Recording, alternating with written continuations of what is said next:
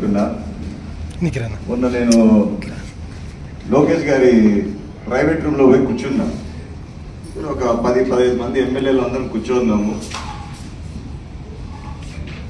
First ఏమన్నాడంటే నన్ను చూపించి మీ మున్సిపాలిటీతో నాకు కాంపిటీషన్ అన్నాడు.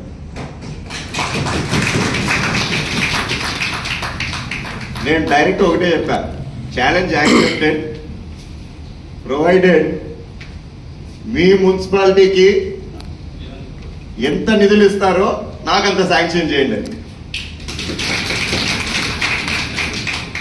కానీ ఇక్కడ నిధులతో కాదు, నిజంగానే నేనైతే యాక్సెప్ట్ చేశా. నేను నన్ను నిధులు ఇచ్చినా ఇవ్వకపోయినా నా లెవెల్ బెస్ట్ ట్రై చేస్తా.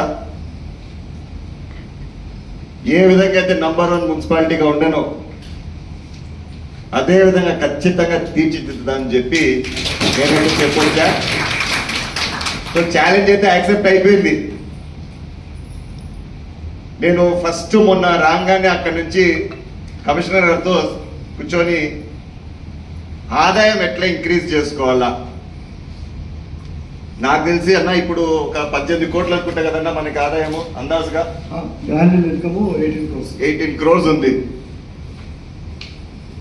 సో దయచేసి మీరు కూడా మీకున్న సలహాలు అయితేనేమి ఏమైనా వేరే ఐడియాస్ ఉంటే ఖచ్చితంగా ఆలోచించండి.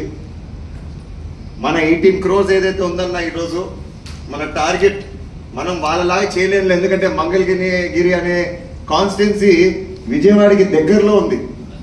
వాళ్ళ ల్యాండ్ వాల్యూలు అంతా చూసుకుంటే వాళ్ళ ట్యాక్స్ కలెక్షన్ మనకంటే ఎంతో ఉంటుంది. అది 100 కోట్లు ఉండొచ్చు, 50 కోట్లు ఉండొచ్చు, 20 కోట్లు ఉండొచ్చు. మనం ఒక దగ్గర టార్గెట్ పెట్టుకుందాం. ఫస్ట్ ఒక 25 నుంచి 30కి.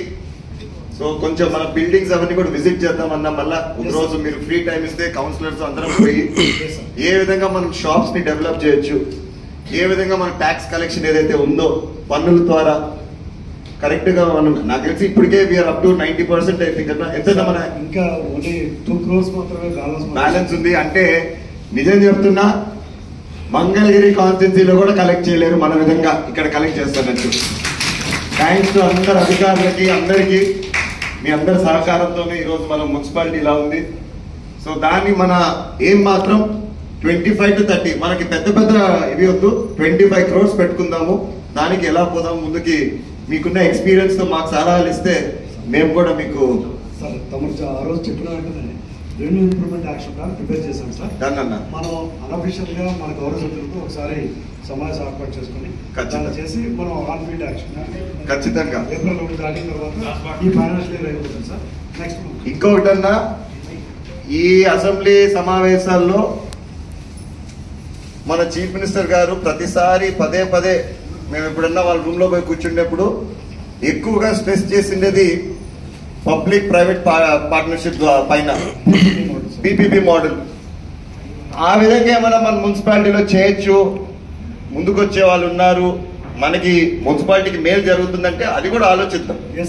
సో మీరు దయచేసి దానిపైన కూడా కొంచెం దృష్టి సాగించండి.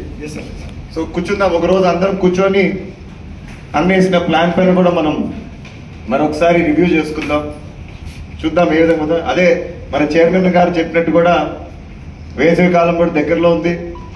నేను పల్లెలు ఎక్కువ తిరుగుతున్నానంటే మెయిన్ ముఖ్యంగా నీటి సమస్య పైనే తిరుగుతా ఉన్నాను. ఈ సమ్మర్కి నాకు టౌన్లో అయితేనేమి పల్లెల్లో అయితేనేమి ఎవరు నీళ్లు లేవు, నీళ్లు రావట్లేదు మాకు అని అనకూడదనే నా మెయిన్ ఎయిమ్. నాకు తెలిసి మీ అందరు కూడా అదే ఉన్నట్టుంది.